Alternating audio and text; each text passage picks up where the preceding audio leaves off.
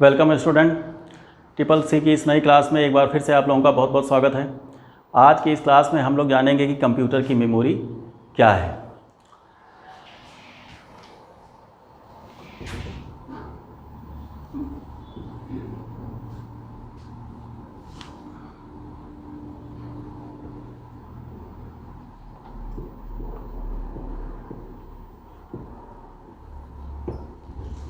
ठीक है,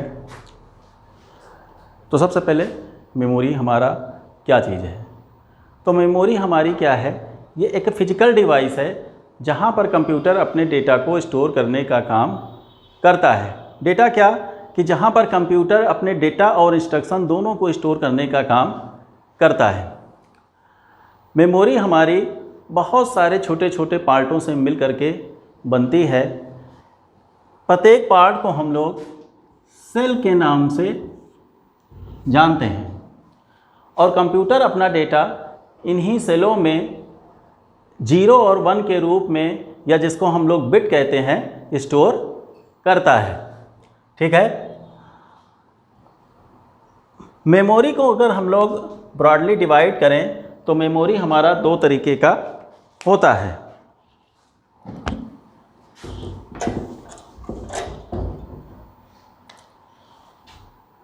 number 1,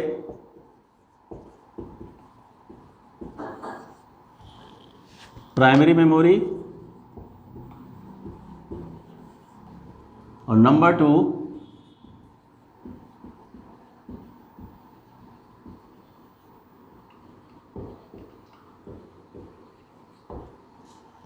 secondary memory. सबसे पहले हम लोग बात करते हैं प्राइमरी मेमोरी की। प्राइमरी मेमोरी हमारी वो मेमोरी है जिसमें कंप्यूटर अपने डेटा को टेम्परेरी रूप से स्टोर करने का काम करता है। टेम्परेरी मीन्स क्या हो गया कि जब तक हमारा सिस्टम ऑन रहेगा या जब तक हमारा कंप्यूटर ऑन रहेगा तब तक इसमें जो भी डेटा है वो हमारा बना रहेगा।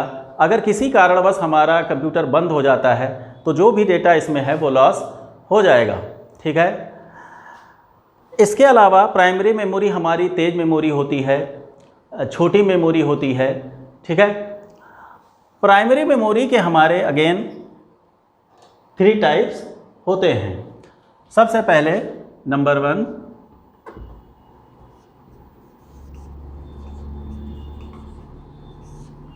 रैम। ठीक है, रैम जिसका पूरा नाम रैंडम एक्सेस मेमोरी होता है। रैम, जैसा कि इसका नाम ही है रैंडम एक्सेस मेमोरी, रैम हमारी वो मेमोरी होती है जहाँ पर हम किसी भी डेटा को रैंडमली उठा सकते हैं, या रैम हमारी वो मेमोरी होती है जहाँ पर डेटा को हम लोग को 1 बाय 1 जाने की ज़रूरत नहीं पड़ती। मीन्स क्या है कि कंप्यूटर को जब भी अगर किसी भी डेटा को ज़रूरत पड़ती है तो मान के चलो कि अगर हमारे सिस्टम में या हमारे इस रैम में अगर 10 फाइलें हमारी स्टोर हैं और अगर हमारे प्रोसेसर को 5 नंबर की फ़ाइल को ज़रूरत है तो ऐसा नहीं है कि उसको 1 बाय 1 उस फाइल तक जाना पड़ेगा। जब भी उसको ज़रूरत पड़ेगी तो वो 5 नंबर की फ़ाइल को सीधा एक्सेस कर सकता है। तो इस वजह से इसको हम लोग रैंडम एक्सेस मेमोरी के नाम से जानते हैं, क्योंकि इस मेमोरी में स्टोर डेटा को हम लोग कहीं से भी जो है वो एक्सेस कर सकते हैं। ओके, रैम हमारी क्या होती है, ये हमारी छोटी मेमोरी होती है। छोटी मेमोरी का मतलब क्या है कि रैम आज भी बहुत ज़्यादा बड़े नहीं आते। आज भी अगर देखा जाए तो रैम 16 GB से ज़्यादा रैम नहीं आता। रैम हमारी महंगी मेमोरी होती है। ओके, और रैम भी हमारी एक टेम्परेरी मेमोरी है। टेम्परेरी मेमोरी मीन्स कि जब तक हमारा कंप्यूटर ऑन रहेगा तब तक इसमें मौजूद जो भी डेटा है वो हमारा बना रहेगा। यदि सिस्टम हमारा किसी भी कारणवश बंद हो जाता है तो उसमें मौजूद हमारा जो भी डेटा है वो लॉस हो जाएगा। इसके अलावा जो भी हम काम करते हैं कंप्यूटर में वो सीधा रैम पे ही काम करते हैं। तो अगर हमारे सिस्टम में कभी भी रैम काम करना अगर बंद कर देता है या रैम ख़राब हो जाता है तो हमारे कंप्यूटर में कभी भी डिस्प्ले नहीं आएगा। ठीक है, तो ये थे हमारे रैम की प्रॉपर्टी। ठीक है, रैम हमारा दो तरीके का होता है। सबसे पहले SRAM और दूसरा DRAM। SRAM जिसका पूरा नाम स्टैटिक रैम, DRAM जिसका पूरा नाम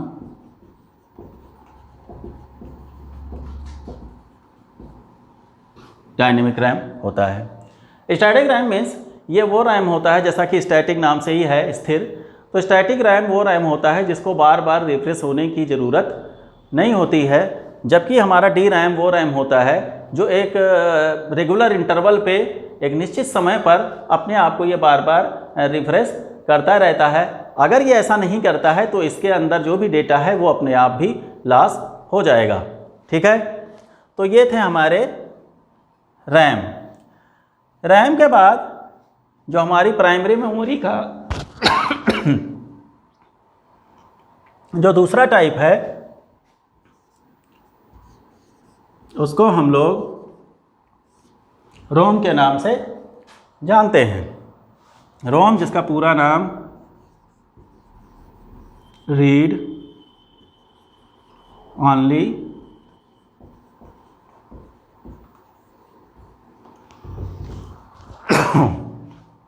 मेमोरी होता है। ठीक है, जैसा कि नाम से ही है रीड ओनली मेमोरी मीन्स क्या है कि ये हमारी वो मेमोरी होती है जिसमें हम अपने डेटा को सिर्फ रीड कर सकते हैं, यानी कि सिर्फ पढ़ सकते हैं। इसमें हम कोई भी राइट का काम या राइटिंग का काम नहीं कर सकते। जबकि हमारा जो रैम है जिसमें उसमें हम लोग रीडिंग और राइटिंग दोनों के काम कर सकते हैं। ठीक है, रोम हमारा जनरली हमारा रोम जो हमारी मेमोरी होती है इसका यूज जनरली जो हमारे बूटिंग की जो फाइल होती हैं या जो बायोस के जो हमारे सॉफ्टवेयर होते हैं इनको स्टोर करने के लिए किया जाता है। बूटिंग सॉफ्टवेयर का मतलब ये ऐसे सॉफ्टवेयर होते हैं जिनका यूज इस कंप्यूटर को ऑन करने के लिए होता है। ठीक है, तो इस वजह से हम लोग जो हमारे बूटिंग वाले जो सॉफ्टवेयर होते हैं उसको रोम में स्टोर किए जाते हैं ताकि इसमें जो भी डेटा है या जो सॉफ्टवेयर है उसको हम लोग की कोई भी यूज़र आसानी से डिलीट ना कर सके। क्योंकि अगर किसी यूज़र ने बूटिंग सॉफ्टवेयर को या बायोस के जो हमारे सॉफ्टवेयर को डिलीट कर दिया तो हमारा सिस्टम फिर ऑन नहीं हो पाएगा। ठीक है, तो ये हमारे हो गए रोम। रोम के भी हमारे 3 टाइप्स हैं। सबसे पहले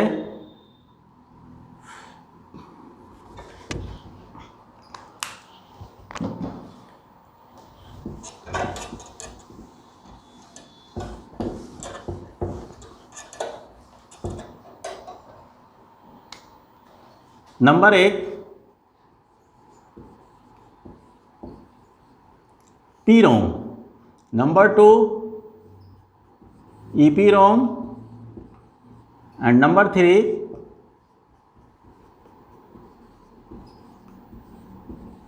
EEPROM. PROM means प्रोग्रामेबल, ठीक है, programmable read only memory. PROM हमारा वो रोम होता है जिसमें डेटा केवल सिंगल टाइम ही स्टोर किया जाता है। मतलब क्या हुआ कि एक बार जो हमारी इस मेमोरी में जो भी डेटा स्टोर हो गया उसको हम लोग हटा नहीं सकते। ठीक है, तो उसको हम लोग बोलते हैं PROM। PROM के बाद जो हमारा दूसरा रोम है उसको हम लोग बोलते हैं erasable programmable read only memory. EPROM हमारा वो रोम होता है जिसमें एक बार जो भी डेटा स्टोर हो गया तो उसको हम लोग हटा तो सकते हैं, लेकिन थोड़ा सा एक टफ प्रोसेस है। हमको मेमोरी को जो है वो अल्ट्रा वायलेट रेज के सामने रखना पड़ेगा, तब इसमें मौजूद जो भी डेटा है उसको हम लोग हटा पाएंगे। तो थोड़ा सा टफ प्रोसेस है, बट क्या है कि इसमें जो भी डेटा है उसको हम लोग हटा सकते हैं। ठीक है, तीसरी टाइप की जो हमारी रोम है उसको हम लोग इलेक्ट्रॉनिकली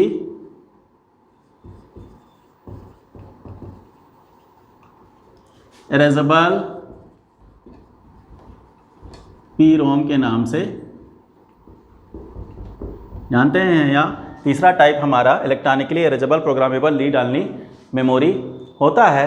ये हमारा वो रोम है या वो मेमोरी है जिसमें हम डेटा को आसानी से स्टोर कर सकते हैं, और एक बार जैसे ही हम इसमें कोई भी नया डेटा स्टोर करते हैं, पुराना जो भी डेटा इसमें है वो आसानी से हट जाता है। मतलब क्या है कि इसमें मौजूद डेटा को हम लोग आसानी से इलेक्ट्रॉनिकली रिमूव कर सकते हैं। ठीक है, तो ये हमारे हो गए रोम के टाइप्स। ठीक है, रोम के बाद जो हमारा तीसरा प्राइमरी मेमोरी है उसको हम लोग कैश मेमोरी, या तीसरा जो हमारा प्राइमरी मेमोरी होता है वो कैश मेमोरी होता है। ठीक है, कैश मेमोरी हमारी वो मेमोरी होती है जो कि प्रोसेसर और मेन मेमोरी, या जिसको हम लोग रैम के नाम से भी जानते हैं, प्रोसेसर और रैम के बीच में प्लेस की जाती है। कैश मेमोरी जो हमारी होती है वो रैम के कंपैरिजन में तेज़ मेमोरी होती है, जबकि प्रोसेसर से इसकी स्पीड स्लो होती है।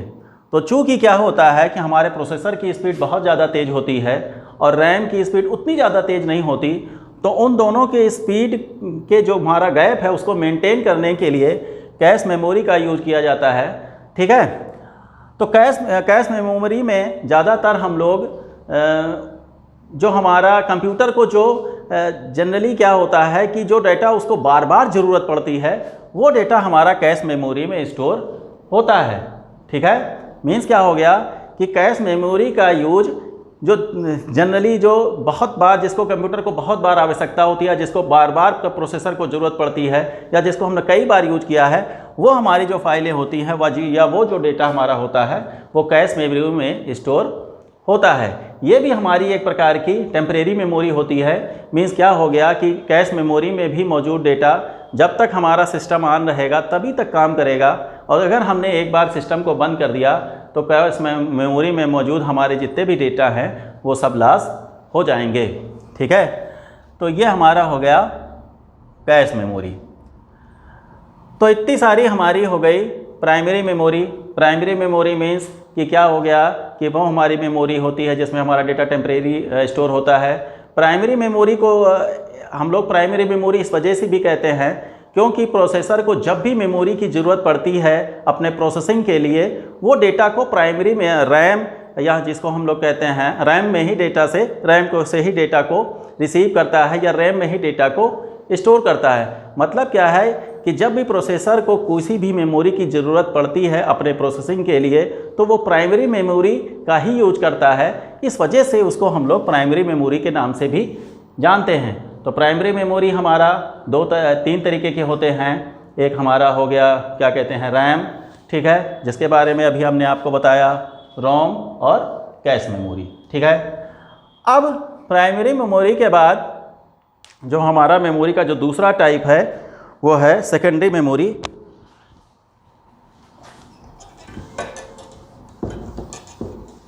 अब हम लोग उसके बारे में पढ़ते हैं। Number 2, secondary memory.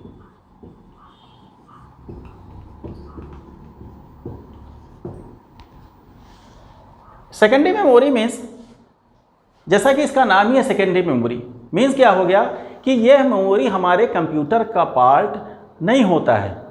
ठीक है, मतलब क्या है कि इसमें हम लोग सिर्फ डेटा को स्टोर करने का काम करते हैं।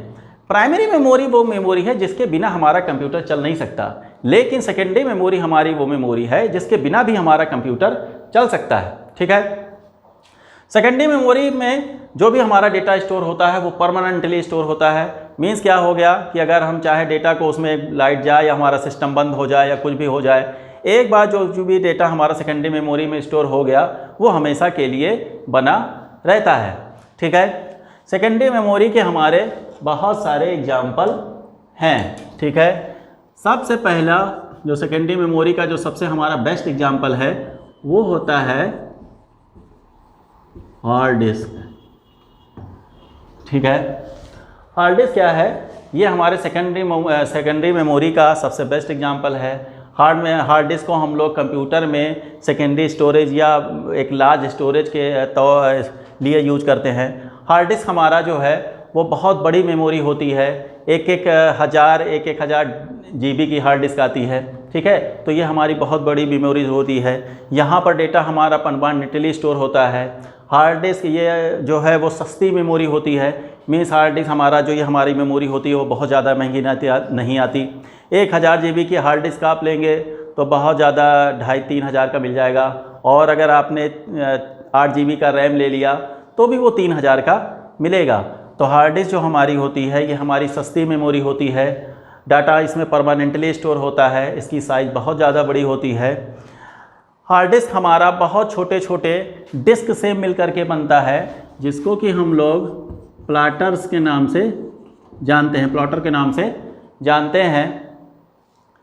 ये जो हमारा डिस्क है या हार्ड डिस्क में डेटा को जब ये हमारा प्लॉटर या हमारी डिस्क जो है जब घूमती है, उसे घूमने की स्पीड से ही हम डेटा को इसमें रीड कर पाते हैं, ठीक है। जितनी ज़्यादा स्पीड से हमारा जो ये प्लॉटर है या जो हमारी डिस्क है वो घूमती है, उतनी तेज़ी से हम इसमें डेटा को रीड या राइट कर पाते हैं। इसकी हार्ड डिस्क की घूमने की स्पीड जनरली 5400 से लगभग 15000 RPM तक होती है।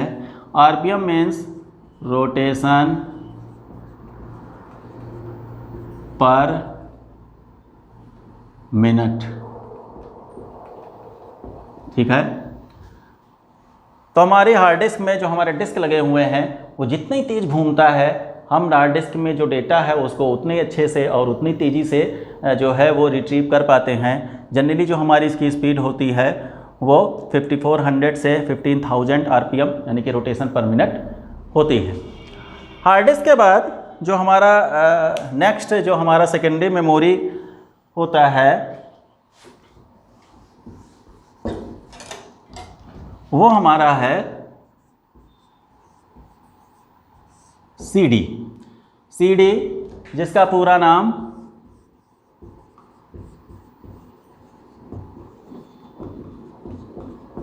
कॉम्पैक्ट डिस्क, ठीक है। CD जिसका पूरा नाम कॉम्पैक्ट डिस्क होता है। ये भी हमारी एक प्रकार की सेकेंडरी मेमोरी है जिसमें डेटा हमारा परमानेंटली स्टोर होता है, ठीक है। मीन्स क्या हो गया कि CD में एक बार जो हमारा डेटा स्टोर हो गया वो हमारे हमेशा के लिए बना रहता है। CD की जो हमारी मैक्सिमम लगभग CD में हमारा 700 MB तक के डेटा स्टोर किए जाते हैं, ओके। CD का जो हमारे अगर हम इसकी बनावट की बात करें तो CD हमारे बहुत सारे ट्रैक और सेक्टर से मिल करके बनता है, ठीक है। जो हमारे इसमें अगर आप इसको बहुत ध्यान से देखेंगे तो इसमें आपको एक सर्कल, बहुत सारे सर्कल दिखाई पड़ेंगे। इन सर्कल को हम लोग ट्रैक के नाम से जानते हैं, और ये जो सर्कल हमारा होता है वो बहुत छोटे छोटे पार्टों में डिवाइड होता है, और हर एक पार्ट जो है वो सेक्टर कहलाता है। मीन्स क्या हो गया कि जो हमारी CD होती है वो बहुत सारे ट्रैक और सेक्टरों से मिल करके बनती है, और हमारा डेटा इन्हीं सेक्टरों में जो है वो स्टोर होता है। CD में हम डेटा को ऑप्टिकली स्टोर करते हैं, ओके। तो ये हो गया हमारा CD हमारे दो तरीके के होते हैं। Number 1 CDR, number 2 CDRW। R का मतलब रिकॉर्डेबल और RW का मतलब रीराइटेबल। मीन्स CDR का मतलब रिकॉर्डेबल का मतलब कि ये हमारी वो CD होती है जिसमें डेटा को हम लोग सिर्फ सिंगल टाइम ही स्टोर करते हैं। एक बार जब भी हमारा जो भी डेटा हमने इसमें स्टोर कर दिया तो वो दोबारा नहीं हटेगा। CDRW यानी कि CD रीराइटेबल, ये वो हमारी CD होती है जिसमें हम डेटा को जितने भी टाइम चाहें उतने बार टाइम हम डेटा को इसमें स्टोर कर सकते हैं, ठीक है। CD के बाद जो हमारा नेक्स्ट सेकेंडरी मेमोरी है वो है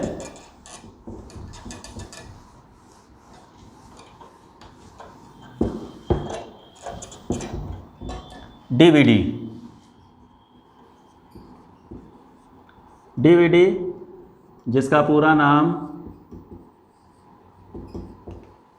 डिजिटल वर्साटाइल